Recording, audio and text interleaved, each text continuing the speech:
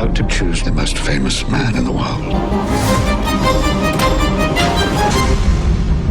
I was brought up Catholic when I was a boy, so I felt we must get it right. There's particular rituals, there are ways of doing things. The Pope is dead.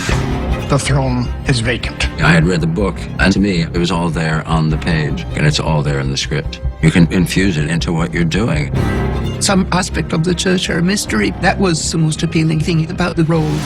How has this been kept a secret for so long? We had the religious advisor on set every day. I had to learn Italian, Latin, obviously. Forte suavius Latini. I met a cardinal and some priests, and they were all very, very generous and talked to us about the journey if you've taken those vows.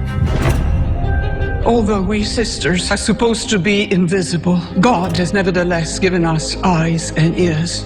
And grew up in Rome. I also went to Catholic schools, and there were nuns who were my teachers.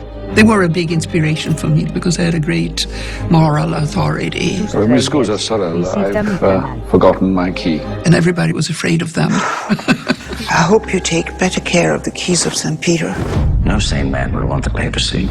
Once you start to rehearse, it allows you to get to know each other and trust each other. And as an actor, you can start to play around with it. The Holy Father was spying on all of us. Where did you get this?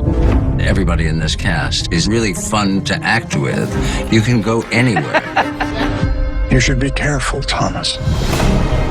Why did the Holy Father in his last official act choose me?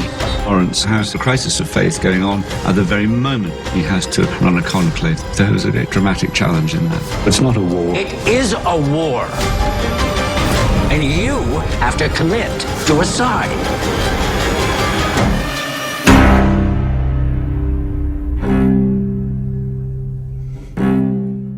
Well, I think it's a very exciting movie. It's a thriller that takes us behind the closed doors of the Vatican, and it's about the election for the most powerful position in the world, the Pope, and how people bring themselves into the position of becoming the Pope, different parties, left, right, center, up, down, and they all fight against each other to get that position.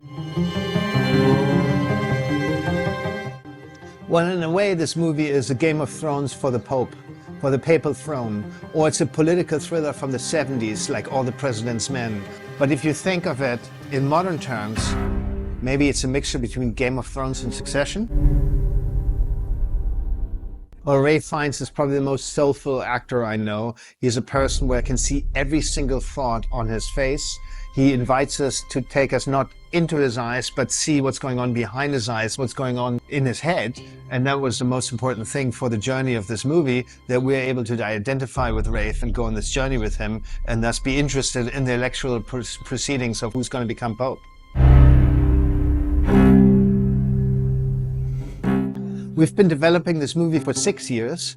I first read it 6 years ago, and since then we've been working on the script, we've been financing it, we've been, movie is a long process, and if you stick with it that long, it's a good sign that you truly love it and that you truly need to make it, because the movies that you don't love anymore, that you're not as passionate about, they just fall away.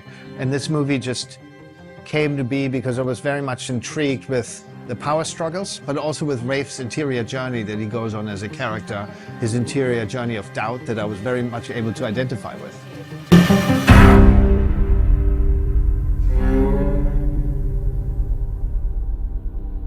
Well, the good thing is I shot this movie in the winter of 2022-23, just before the Oscars. So I'd planned it for a long time. And while I was promoting All Quiet, I was thinking, I wish I had more time to enjoy this and really hand myself over to this process. And then I realized it's so great that I already selected my next movie, because all the burden is off of it. The decision is made. I've got a movie, I'm making it, and I'm just moving on. I always want to, don't look back too much, look forward. I realized about 10 years ago that too many reactions distract me from what I really want to do. And so I stopped reading everything. I'm a black hole of knowing of how the movie does.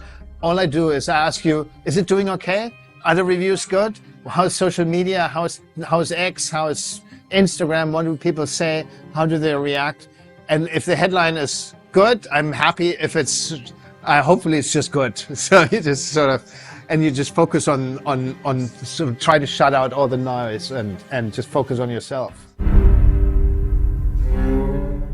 there's a big white line on St. Peter's Square which says, no cameras allowed beyond this point. So you can't film inside the Vatican. The Catholic Church won't cooperate with you. Of course, they never make movies. You know, I think the last movie they did was with Tom Hanks or something 25 years ago or so. So we created everything, and that comes with a great liberty. You can create your vision of what it should look like. Obviously, you rebuilt the Sistine Chapel, you copy that. You know, so we did that in Cinecittà, in a wonderful studio outside of Rome. And then all the hallways and of the Casa Santa Marta, I looked at the real Casa Santa Marta, decided it was terribly ugly, and wanted to build a nicer one myself.